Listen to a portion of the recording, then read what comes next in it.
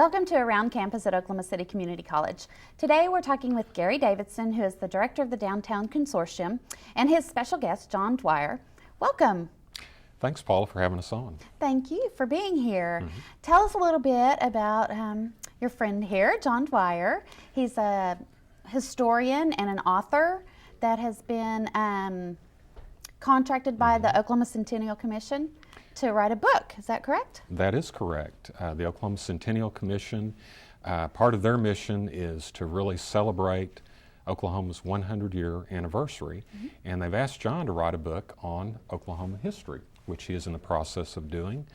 John has written 5 books, this being his latest, and through the Downtown College Consortium, we've hired John to give a series of lectures at the 5 colleges that make up the consortium. The University of Central Oklahoma, Oklahoma City Community College, OSU OKC, Rose State College, and Redlands. And so John is going to be going out into these 5 colleges and giving a series of lecture on the the wonderful Oklahoma history that we're celebrating this centennial. Great. He's going to give us some new and different insights, I think. He's preparing some different topics. Yes. To discuss at each of the schools. Is that correct? I think one of the great things about Oklahoma history are the men and women that have made it, and I think that's one of the reasons why we're doing this, is a chance to kind of look back at where we've been as a state and where we're going. And I think at the end of the day, when all these activities that come through this year, we're going to have a better sense of our identity as a state, and that's why I'm just thrilled that we've got John here today. Excellent. Tell us a little bit how you got involved in the Oklahoma Centennial history, and then how you got involved with Oklahoma City Community College and the Downtown Consortium. Well, I would agree with Gary that the year of 2007 is a great opportunity.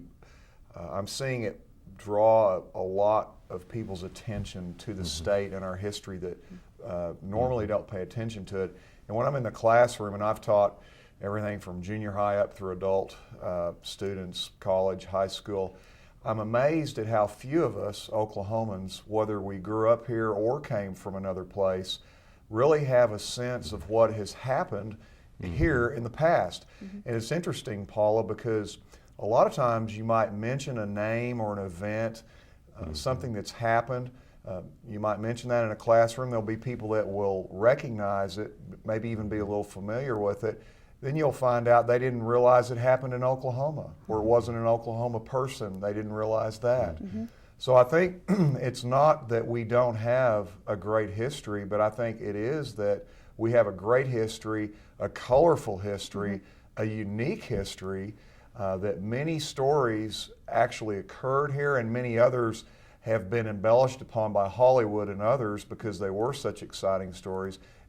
It's not that we don't have a great, exciting history, it's that we don't realize we do. And so I think Gary and I and others of us, our mission this year is to help point each other toward that history, because we really are confident if people just delve into it a little bit, they're going to be amazed at what they find about Oklahoma. Absolutely. And so you're going to bring some of that to life for us through a lecture series that you've been hired to do through the Downtown Consortium at each of the colleges. So we'll all get a chance to enjoy those lectures, and those are open to the public too, not just to students. That's correct, right? That's correct. We're trying to structure the course, the lectures around Oklahoma history courses, obviously, but these events are open to the public, and anyone who's interested in learning more about Oklahoma history is certainly welcome to attend. Excellent. And come help us celebrate Oklahoma's 100-year birthday. Great. Tell us a little bit on the topics. Sure, and Paul, it's interesting, the challenge we came to find out was not, do we have topics we can talk about? It was that there were so many to choose from. Sure. And Gary can, I think, back me up on this, that everybody had a different opinion, and so we started talking about, well, should we do all of them? And it obviously wasn't realistic to do 100 lectures. So what we tried to do was come up with representative topics that would cover different generations, different periods of time, different groups of people, different types of events, and then use those as kind of a window onto our history so that people might catch their attention. They might say, well, hey, I think I want to know a little bit more about this character in that talk that I heard, or that group of people, and then that folks, lo and behold, might actually go to the internet, go to their library, and do some reading and research on their own. And so some of the topics that we've come up with, the first one is a topic that I keep telling Gary I need to come up with a title for this, because people say, well, what's it about? And it takes me a couple of minutes, it seems like, to describe it, because there are so many different interesting and exciting elements. But Paula, it focuses on the period of the 1930s, the Great Depression, the Dust Bowl era. But there was a lot more going on there than typically. I know Bob Blackburn, who's the director of our Oklahoma Historical Society, talks about what is the myth and what is the reality of that time period. Of the Grapes of Wrath, a book that was written about Oklahomans by someone, John Steinbeck, who never set foot in Oklahoma before he wrote that book. So one of the things we're going to do is examine what really happened in Oklahoma and to Oklahomans in the 1930s. A lot of them went to California. Why was that? What was driving them? What about the people that stayed behind? What about the presentation of those Oklahomans in places like John Steinbeck's book, The Grapes of Wrath? And for instance, more than one person, and some of these were significant Oklahoma public figures, such as Lyle Boren, who was a United States congressman, father of David Boren, past governor and state and senator, president of OU currently. Well, Lyle Boren took vehement exception to John Steinbeck's portrait of Oklahoma and Oklahomans, and he submitted a very classically oratorical speech into the congressional record that really took issue with that. So I think as Oklahomans, especially when we hear terms like Okie and other things slung around, I believe it's incumbent upon us and as parents to teach our children to know enough to teach them what really happened. So that's our first topic that we'll kick off with, and I think that might get things rolling. That sounds great. I would love to dig a little deeper there also. Because I know even in some of my college history classes, we viewed some of the film, Grapes of Wrath, and it does portray Oklahomans in not so flattering a light, although, many of those things happened, but it'll be interesting to hear of it more from a historical view. Well, and Paula, I want to be careful to not overstate, because John Steinbeck was one of the great American writers. And there was much truth in the book. There was a way in which he captured a sense of place and time. That's all the more remarkable because he wasn't here. But I think if we look at history, Oklahoma history has been neglected. And we might say, well, really? It seems like I see a lot of things in the news right now with the Centennial and all. Well, it wasn't too long ago that the requirement for just one semester of Oklahoma history in 8th grade, I believe it is, was actually suspended, where we've been in danger of a situation where Oklahoma students wouldn't even have an opportunity to study any Oklahoma history in middle school, high school, on up from there. Now, I would like to think, in fact, I think I can confidently state, we have a history that demands more of a look than that. Sure. And so when we enter into that, I think we have an opportunity as modern day Oklahomans to look at it and go, okay, there's a lot of controversy in the past, a lot of differences of opinion, some of those extend to the present day, but let's not tippy-toe around it. Let's go in and let's look at the three-dimensional people that have built our history. We can agree to disagree sometimes. We can look at one person and say, wow, that individual was an exciting example of leadership, an orator, whatever, but wow, they had some real bad views on social issues or something. Well, what can we learn good from them, and what can we learn, how can we profit on maybe what not to do in our own lives? Absolutely. It's a little more multidimensional than sometimes it's able to be portrayed through a piece of literature even. So you're going to give us a little bit of perspective on some of those things.